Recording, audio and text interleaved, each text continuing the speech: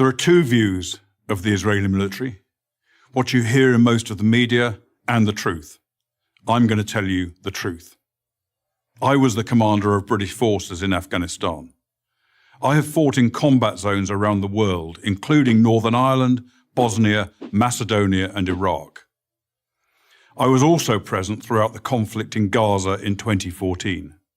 Based on my experience and on my observations, the Israel Defense Force, the IDF, does more to safeguard the rights of civilians in a combat zone than any other army in the history of warfare. Why is this so?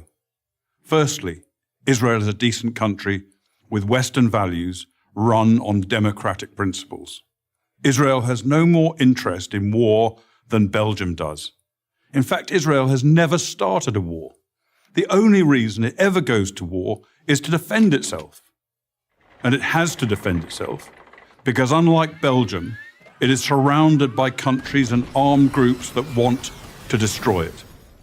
Secondly, Judaism, with its unsurpassed moral standards, remains a major influence on the citizens of Israel. I say this as a non-Jew.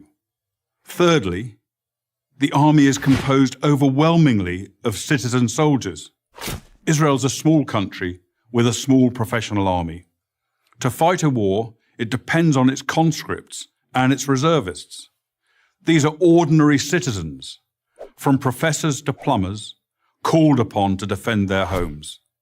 They don't want to be fighting, and they don't want to harm others. Nowhere was the essential morality and decency of the IDF more evident than in the Gaza war of 2014.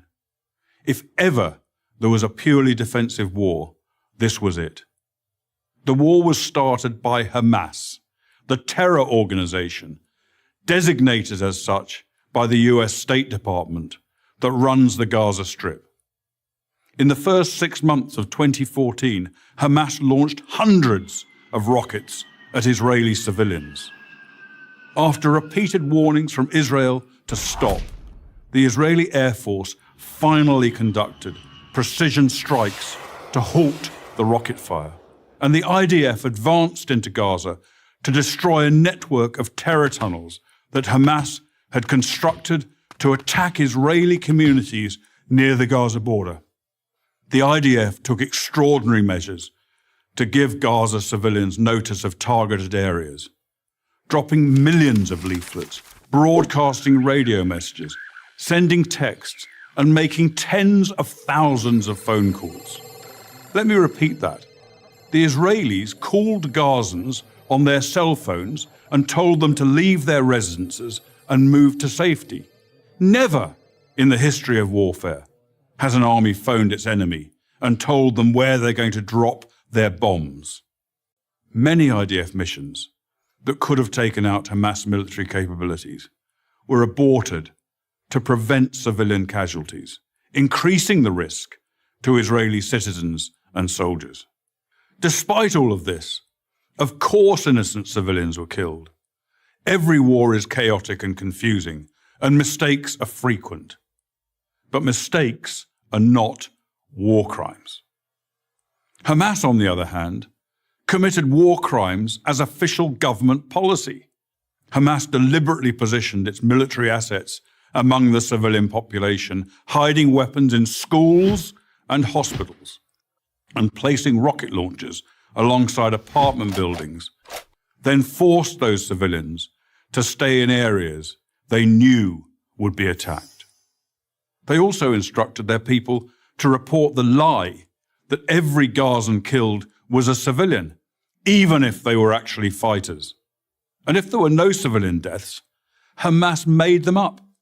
Numerous internet sites show Palestinians elaborately staging sniper victims and smashed ambulances, among other phony horrors. It's so common, there's even a term for it, Pallywood, as in Palestinian Hollywood. Ironically, it's the leaders of Hamas themselves who best understand the extraordinary measures the IDF will take to protect innocent civilians.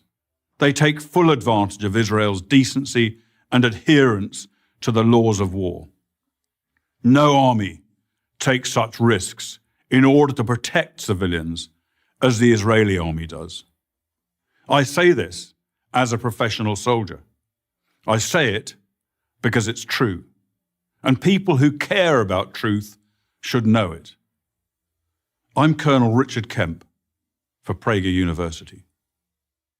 Join Prager University. Click here to subscribe to our YouTube channel. Click here to sign up for free at PragerU.com for quizzes, contests, and prizes.